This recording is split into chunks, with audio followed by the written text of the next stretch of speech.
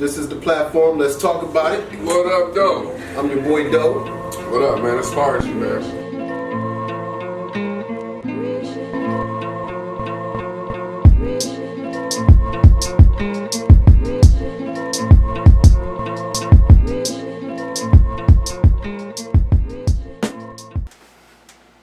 What's up? This is LTA. This your boy Doe. Hey, I got a piece from Steve Harvey. It's kind of old. I've heard it before, but I like to revisit it every now and then to see if you could pull more shit out of it, or just, just get motivated again from it. But here we go. I used to spend the night in hotel parking lots. What was I gonna do? I ain't had nowhere to stay, so I lived in the car. I had $35. And I said, come on, God, man, I've been trying to make this dream come true. You done left me out here like this. And I was crying so hard that he just said, I didn't like hear a voice or nothing, but he spoke to me, and however he said, if you get up, I'm gonna take you places you ain't never been. Now I was finna quit. So I said, skip it. I'm gonna quit anyway. So I got in my car, I went to a payphone, and I was gonna call my dad. You remember back in the day where you could punch in a code and call your answering machine and get your messages? So I called and I punched in the code, and he said, dude. He said, hey Steve, this is Chuck Sutton with Showtime at the Apollo. We saw a tape of you. You're very funny. If you could get here Sunday night, we'd love to put you on television. Call me back, let me know if you could make it. So I hung the phone up. I'm crushed, because my whole dream of being on TV, and I couldn't get to New York. I got $35. How am I gonna get to New York? I can't make it. So I'm standing there at the phone booth, and tears just coming down my face. I said, God, so that must be a sign for me to go home. Because this is it. I ain't even got the money to go to the Apollo. My whole thing, I wanted to be on TV, I couldn't even make the dream come true. This is the most messed up moment. And so I said, man, let me call this dude back and see if he said this Sunday. Because maybe he said next Sunday, and I could hustle up a little bit of money or something. I don't know what I'm gonna do, but let me just call him back. So I called him back. Steve, this is Chuck Sutton, Showtime at the Apollo. We saw a tape of yours. You're very, very funny. Look, we have an opening Sunday night at Showtime at the Apollo. If you can make it, we'd love to put you on TV. I said, it's this Sunday.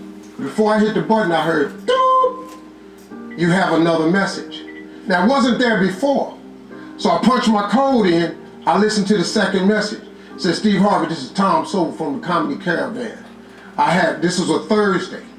He said, I have a gig in Jacksonville, Florida on Friday night that pays $150. If you can get there Friday night, you'll make $150. So I called him back. And I said, hey Tom, did you get a gig away? He said, no, it's still available. He said, can you get that? I said, I'm in Pensacola, Florida. I'm 3.5 hours away. So I drive to Jacksonville, Florida, and that night I killed. I made the 150. Club owner said, man, you funnier than the guy we hired.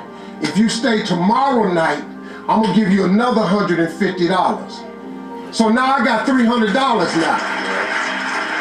So I get on the phone, I call Chuck Sutton, I say, hey man, is the gig still available at Showtime at the Apollo? He said, yeah, we got one opening left. I said, I'll be there. So I called Eastern Airlines, who used to be open back then. They had a special for $99 going from Jacksonville, Florida to New York round trip. So I parked my car at the airport. I got a... Break it down. Deep, man.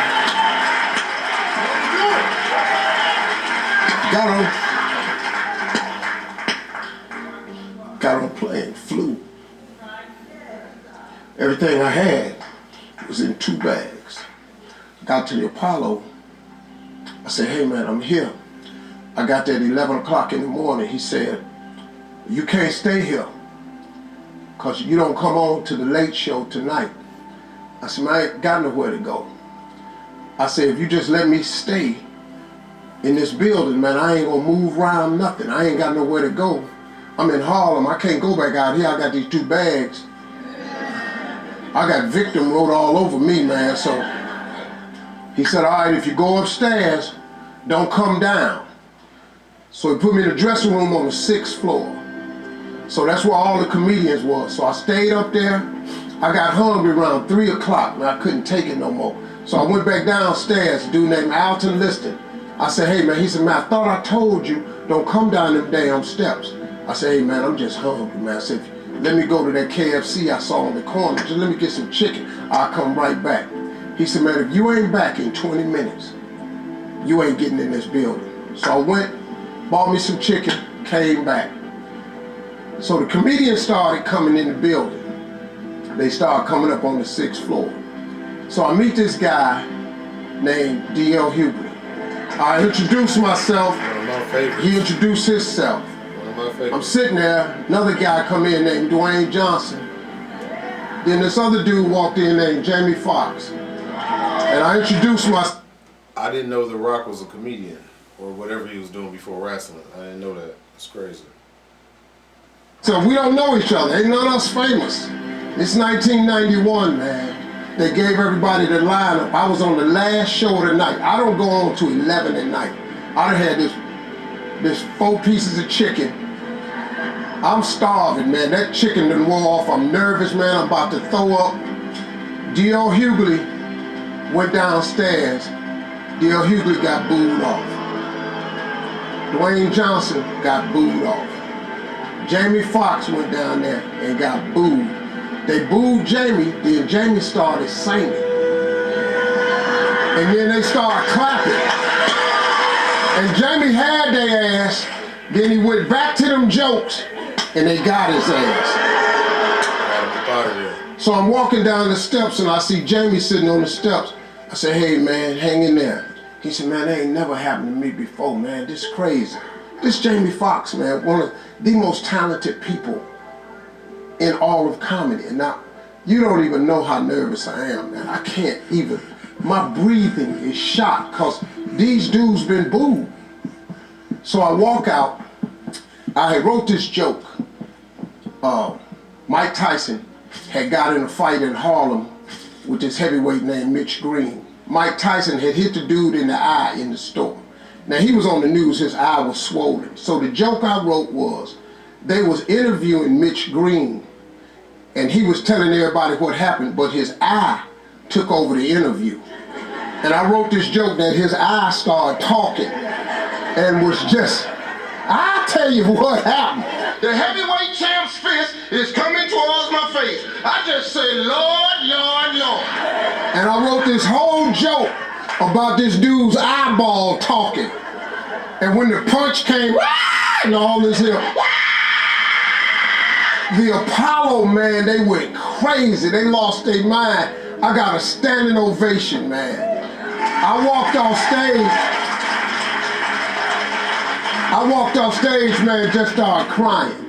I couldn't believe it. They paid me. I made $750 for being on TV for one night. I had never made $750 telling jokes in one night. And so that was my first television appearance. A couple weeks later, Sinbad was the host of the show. He got this job on Different World. And so he quit. And so Mark Curry became the host. And then Mark Curry got hanging with Mr. Cooper, and he quit.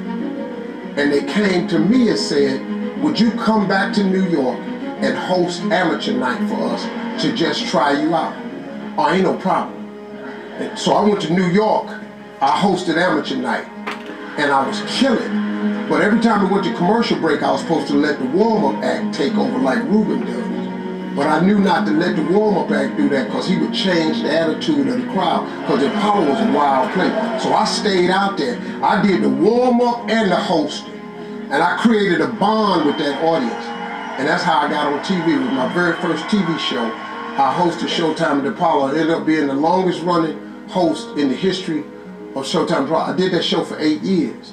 Nobody ever did it for 8 years. And that was my turn back moment. See, in your life, everybody has a turn back moment. You have a moment where you can go forward or you can give up.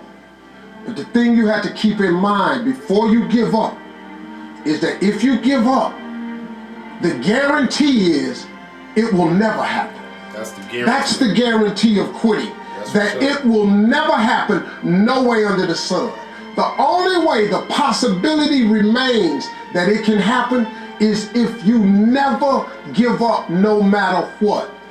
Because God is always coming. He's never too late. At your worst moment, look man, when they told me I had to be in New York, I saw no way I could get there. But that God though, He make the phone ring. I end up in Florida, I make $300. Then I go to New York, I make $750. Almost got $1,000 out of nowhere. That's what happened to me. That was my moment of never giving up. That's when I first learned that faith was everything, that you have to remain faithful. Yeah, that was decent. All right, man. Shouts out to him, man. My old Cleveland brother at that too, man. Yeah, he from the land. But yeah, that's a little motivational. That's a little motivation for people, man. For us, for all of us. You know, every now and then it's good to hear shit like that. Get you on your shit if you ain't already is, and even if you already are, you know, it's no limit. Skies ain't even the limit. So you know what I'm saying.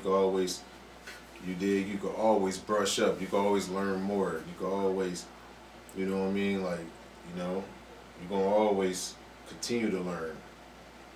Well, that's what you better do anyway. But he said a few things in there, like far as every time he came up on a obstacle, you know what I'm saying, he tried to get over that motherfucker. He didn't just say, all right, fuck it. Or actually, you know, I guess you could even just call that faith too, because with the phone calls, he was able to, you know, go down there and get that money. Just imagine the show was 3 hours away. What if it was, you know, 10 hours, 15 hours away. You know what I'm saying? So that's having faith right there, like, because there was nothing he really did to control that part. So that's a combination of faith, believing, you know what I'm saying, pushing yourself. You know, if the opportunity do come, doors do open, you gotta run through them. You know what I mean? Shit like that. So yeah, that was just a little one I just wanted to share with motherfuckers in case anybody needed some, you know, some motivation.